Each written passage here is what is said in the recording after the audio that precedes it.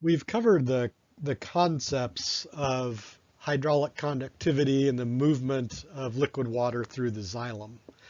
And I've made some reference indirectly to the idea that there are circumstances when that water column, which is moving under tension, can be interrupted by cavitation, which is essentially the introduction of an air bubble into a liquid water filled vessel element or tracheid. And that air bubble, when it's introduced, essentially expands and blocks that vessel element or tracheid. One of the first pieces of evidence that was found that this happens was acoustic emissions. And essentially these acoustic emissions are ultrasonic clicks. So these graphs show clicks per minute detected by a little microphone attached to a stem, a little branchlet with leaves on it. And they had this branchlet under a light. And what they found was when they moved the light close to the stem, they heard more clicks. And when they moved the light away from the stem, so these down arrows show periods when they moved the light away, the number of clicks declined. What was eventually discovered was that each of those individual clicks was an individual cavitation event. So in reality, and these are beyond the range that we can hear. These were special microphones that could hear or record those clicks. But each of those clicks is basically a little explosion as that air bubble nucleates the conversion of that metastable liquid water in a vessel element or a tracheid into water vapor.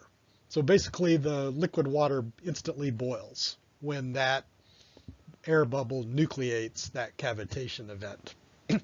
So that's one of the dangers of having water under metastable conditions, is that those conditions can be disrupted and you can have conversion of that liquid water to water vapor, and that blocks part of the water transport pathway.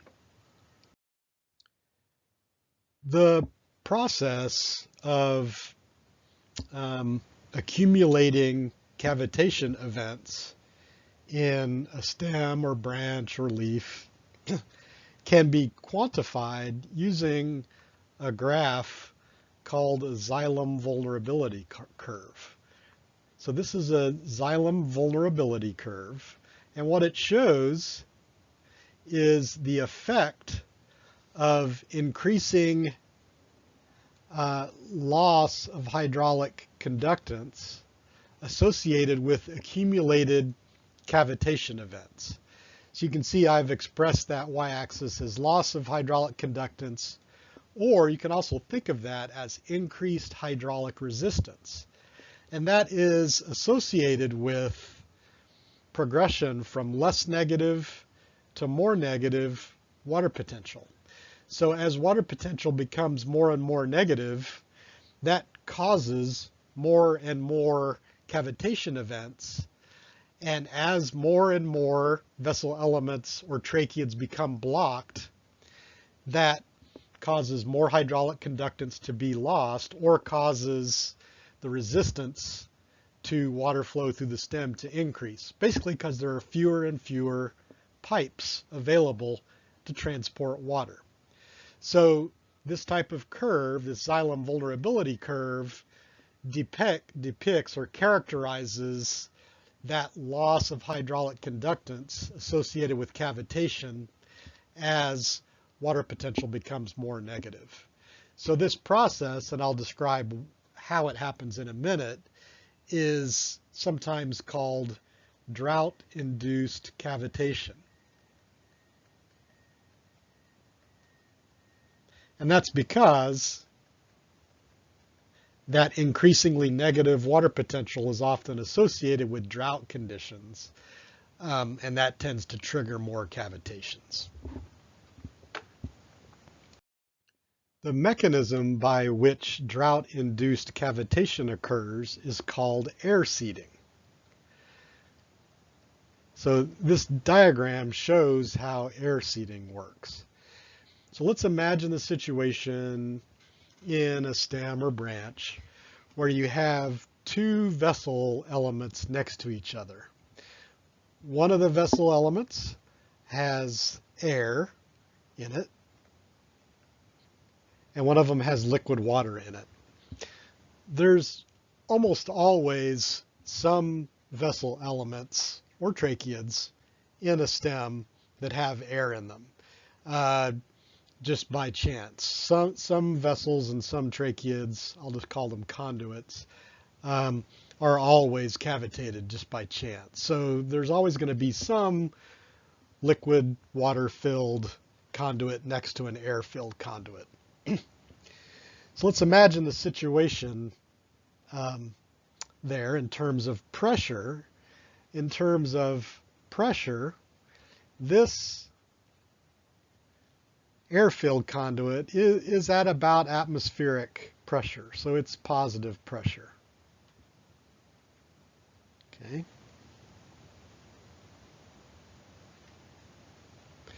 Whereas this liquid water-filled element is at some negative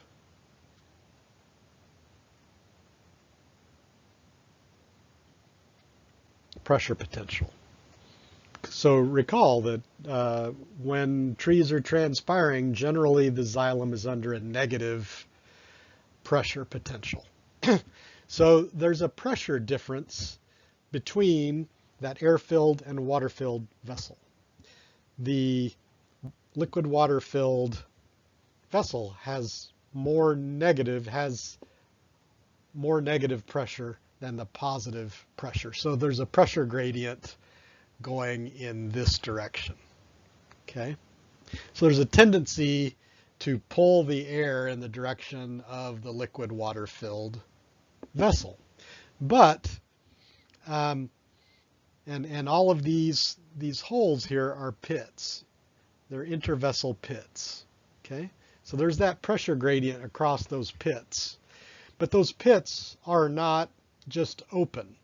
When we looked at anatomy, we showed that those pits actually have a pit membrane in them, which, you know, the cartoon of it, it's sort of like a screen door. It's a screen or a net composed of cellulose microfibrils. And that screen tends to hold those air bubbles against that pressure gradient. So you see here, there's a pressure gradient pushing in that direction, but these holes are very tiny.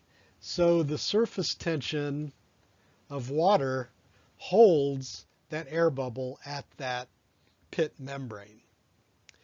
But let's imagine a situation where that plant is under drought stress and that pressure potential becomes more and more negative. At some point, that pressure potential in the liquid water-filled vessel would become negative enough that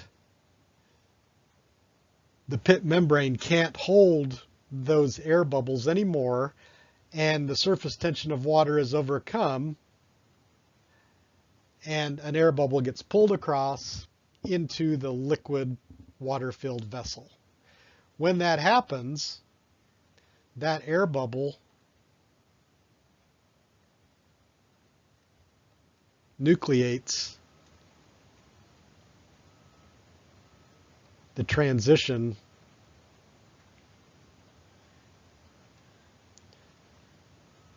from metastable liquid stage or state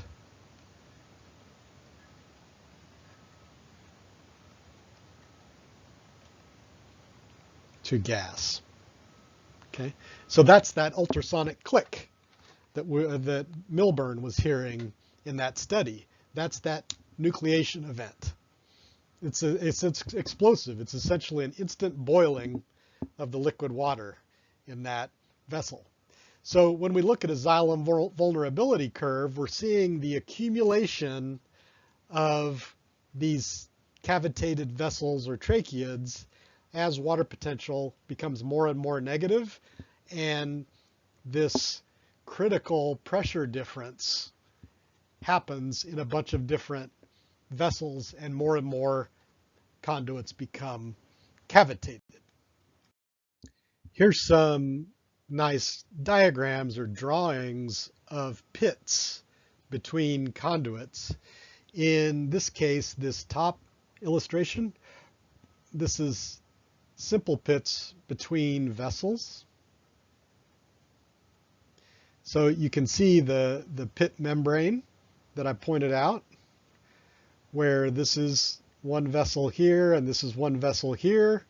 There's a pit between them and a pit membrane suspended in the middle.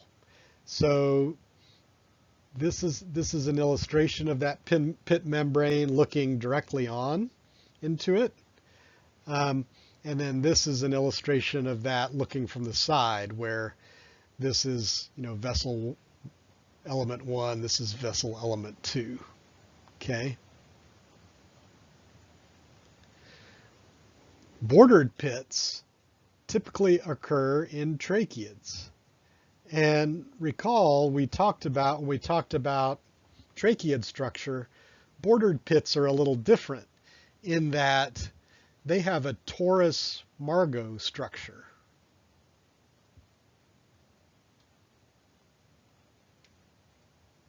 So rather than just a screen or a membrane composed of cellulose microfibrils, there's actually a solid torus suspended by the margo membrane.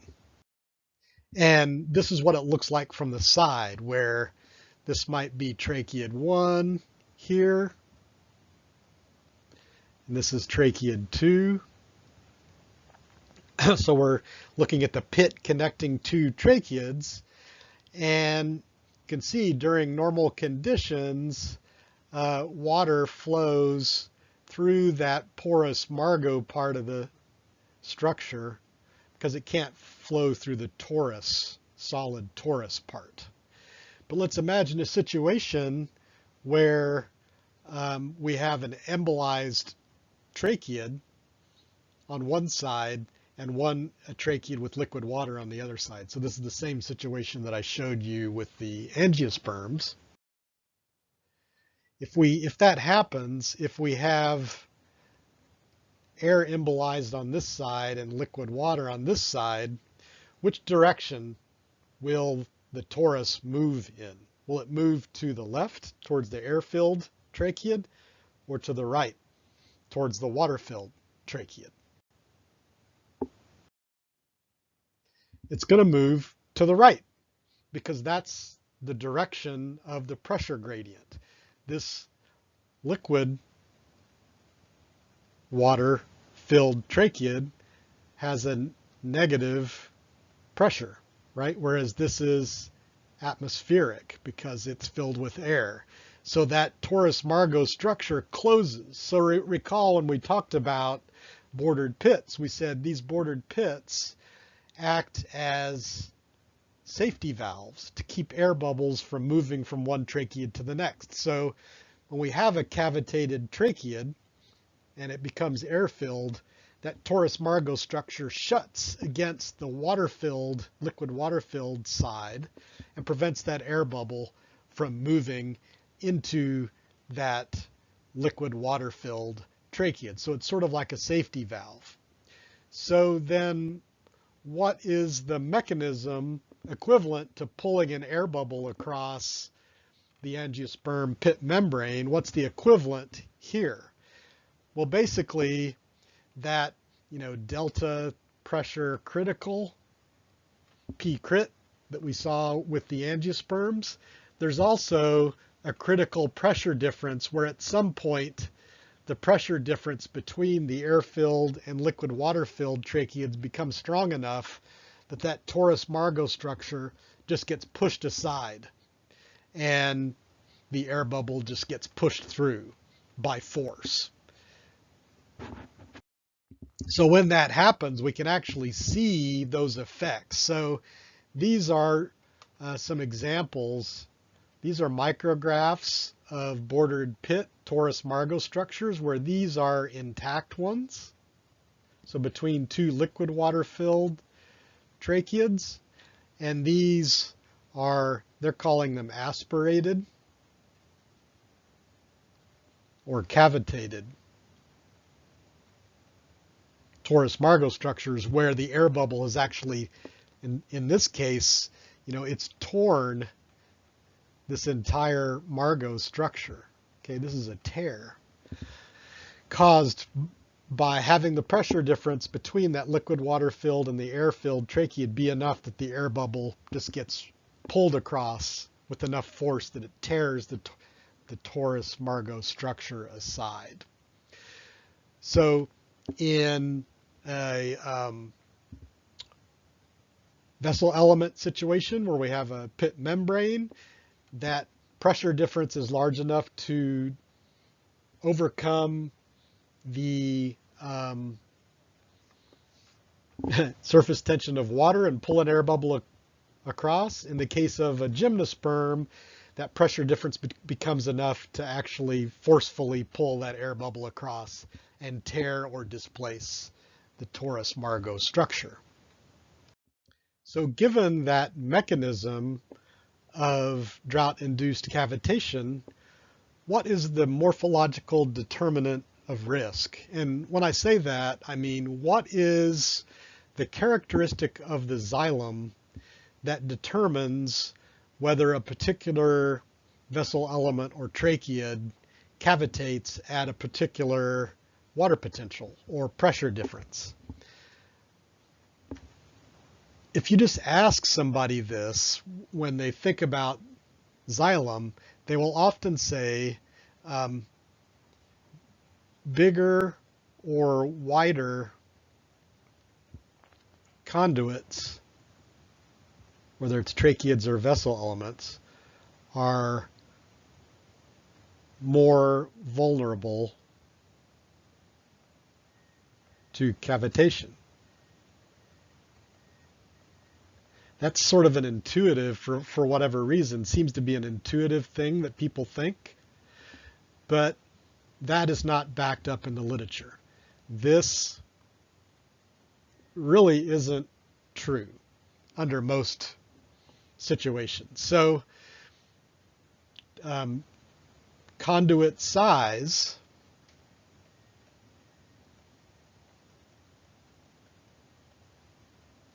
is generally not highly correlated with risk. So what is? So let's think about the mechanism. The morphological determinant of risk has to do with properties of the pit membrane. Okay? And that makes sense because it's the pit membrane where drought-induced cavitation occurs. That is the proximal place where the air bubble gets pulled across. So in vessels, in intervessel pits, this is likely mainly having to do with size of the pit membrane pores.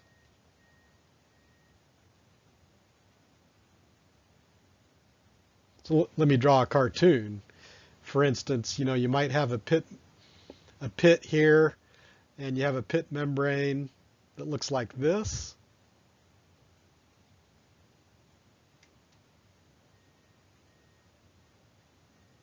And then maybe we have another intervessel pit, and the pit membrane looks like this.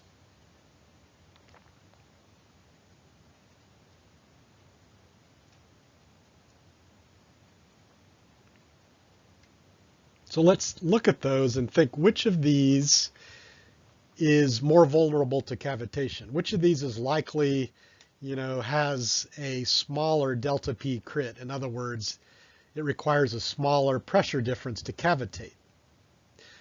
I would say it's the one on the left. This one is more vulnerable. And this one is less vulnerable.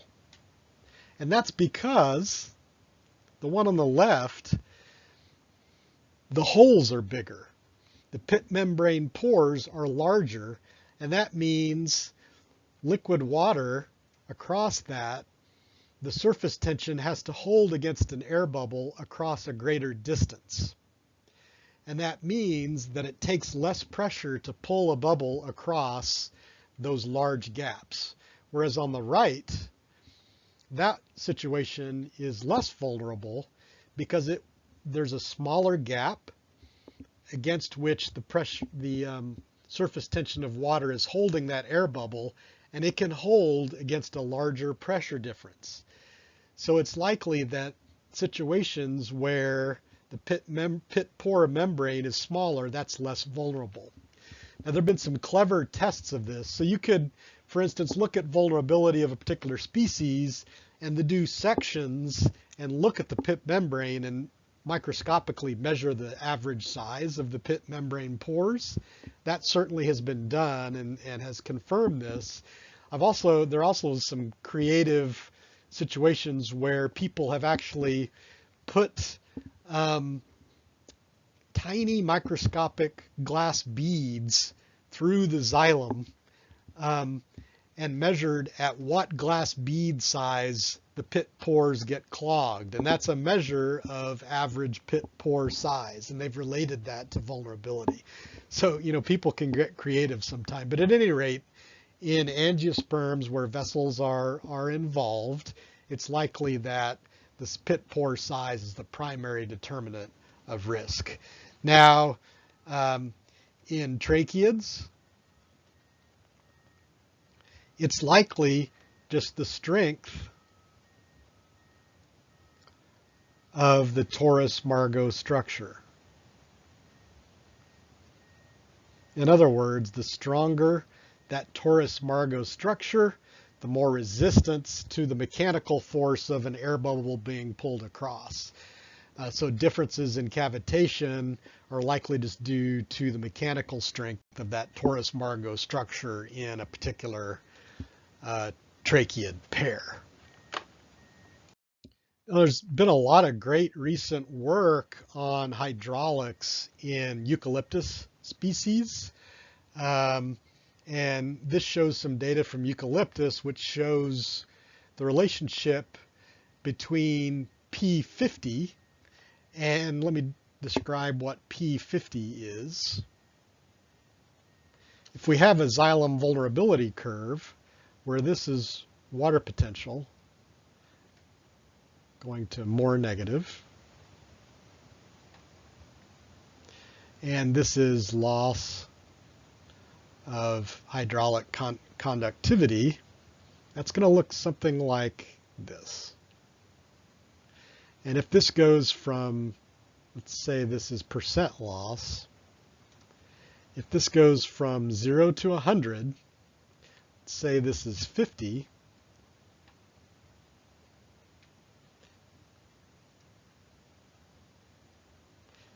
that water potential at which 50% of hydraulic conductivity is lost is called P50.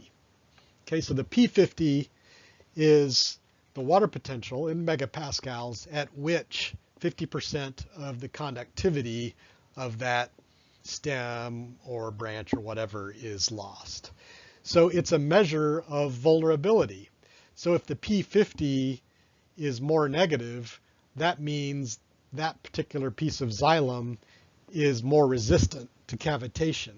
If P50 is less negative, it's more vulnerable. So more negative P50 equals more resistant to cavitation. And of course, less negative P50 equals less resistant. Okay? So P50 here, this is going these P50s, this would be less resistant and more resistant. So you can imagine how those vulnerability curves might move in that direction or that direction, depending on what the P50 is. And this is showing for a range of eucalyptus genotypes. In this case, the mean vessel diameter of those genotypes plotted against P50, you can see actually as the vessel diameter gets bigger, they actually get a little more resistant to cavitation. So that goes against, that intuitive assumption that bigger vessels are more vulnerable to cavitation. No, that's not the case. And that's certainly not shown here. And they show us in another part of this paper that in reality what's happening is that there's a correlation between vessel diameter and pit diameter. And that actually as vessel diameter gets smaller, the pit diameter actually gets bigger, and that increases the probability that an air bubble will be pulled across that pit membrane. So generally, when people have observed relationships between vulnerability to cavitation and vessel diameter, generally that's because there's some indirect correlation between vessel diameter and some property of the pit membrane. So it's an indirect correlation because generally, because of the mechanism of cavitation, it has to be some property of the pit membrane that makes a particular vessel pair vulnerable to cavitation. It doesn't have to do with vessel diameter. I want to do a little final segment here to describe how Xylem vulnerability curves are measured. There's a nice reference cited in your book, Cachard et al. 2013, which is a review paper which summarizes these methods, but I wanted to talk about it briefly. So there's a picture of a Xylem vulnerability curve, and it shows loss of hydraulic conductance or conductivity with more negative water potentials. And I go back and forth between conductance and conductivity. Conductivity is just the inherent property, the ability to conduct water, whereas conductance is the measurement, the actual unit measurement of hydraulic conductivity. So just to clear that up. But at any rate, those two terms get measured. So first, let's talk about how we measure hydraulic conductance. So let's say we have a branch here. We basically take a branch segment and hook that up to tubing and a reservoir. Okay, so we have a reservoir here, and that basically puts this side of the branch under pressure. Okay, so water gets pushed through the branch in this direction. And then water comes out of the branch, and we measure that, the rate of that water flowing into a vessel on a balance, on usually an analytical scale that can measure very small increments in water. So this P2 is basically atmospheric pressure. So now we've got a pressure difference.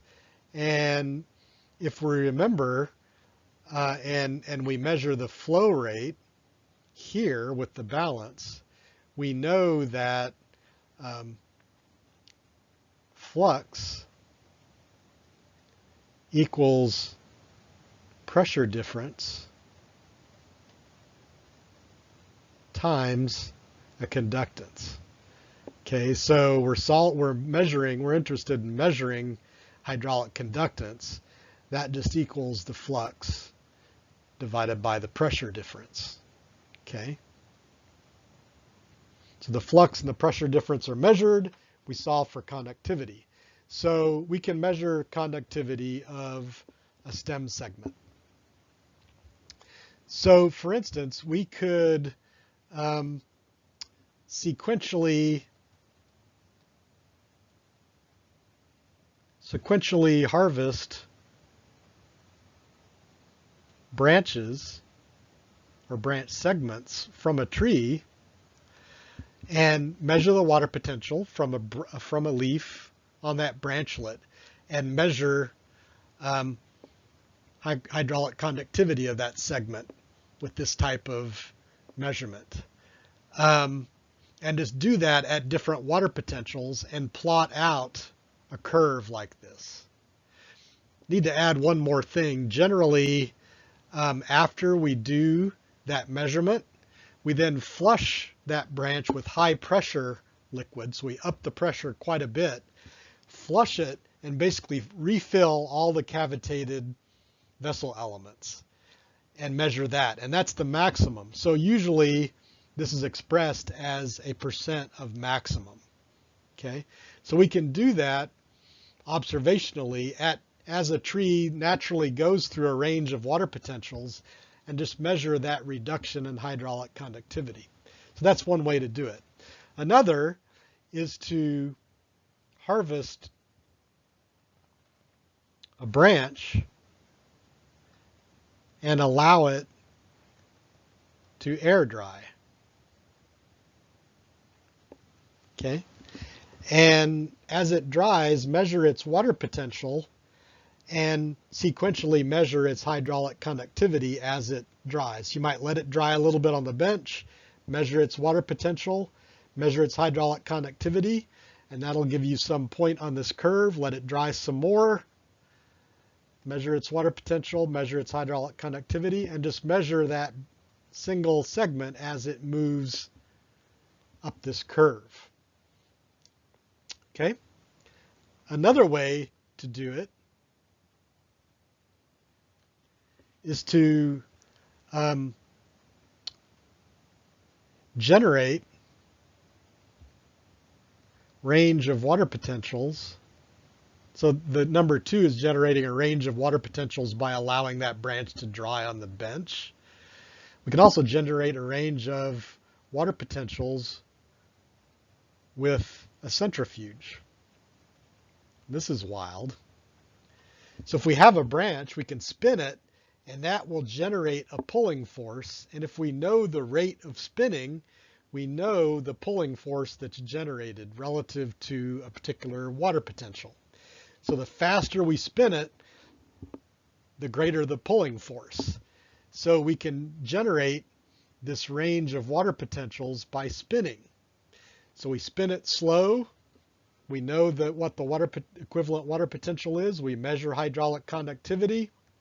And then we spin it faster, measure hydraulic conductivity there, and just do that sequentially and generate those points that way by spinning faster and faster to generate a range of water potentials. That's pretty clever. The final way is to use a pressure sleeve. Okay, this is a little weird. So basically we have a branch that we've harvested off the tree, and we can put it in a pressure chamber that we can pressurize. So in this case, basically what we're doing is pushing air bubbles across pit membranes rather than having a negative water potential in the liquid-filled side and a positive atmospheric pressure on the air-filled side. Now we're pressurizing that air-filled side and pushing air bubbles across into the liquid-filled side. So we're reversing that pressure gradient. But we can essentially do that, and they've demonstrated that you get the same result when you pressurize that side and generate a range of water potentials with pressure. So if you go back to that diagram that I showed you when I first showed you that delta P crit with the air-filled vessel on one side and the liquid-filled pressure on vessel on the other side, you'll see they show a situation where they're showing how you can get the equivalent situation by pressurizing the air-filled side. And that's what this is taking advantage of. So there's a number of ways that you can generate these range of water potential differences and range of loss of hydraulic conductivity, but essentially it'll give you the same Xylem vulnerability curve. So there's a number of ways to generate those Xylem vulnerability curves.